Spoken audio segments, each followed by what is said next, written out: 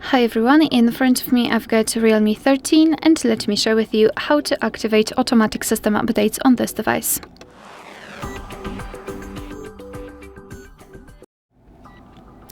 So let's begin with opening the settings and then scroll down to the very bottom to find About Phone.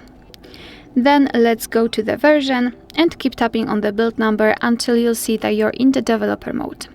After that, let's go back to the general list and enter the system. And now scroll down to find developer options. Now all we have to do is to scroll down just a little bit to find this option, automatic system updates, and tap on the switcher to turn on this feature. And from now on, of course, since this option is active, your device is allowed to apply the updates whenever it will be restarted and whenever the update is actually available. Of course, you can turn this option off just by tapping on the switcher again. Alright, so that will be all. Thank you so much for watching. Please hit the subscribe button and leave the thumbs up.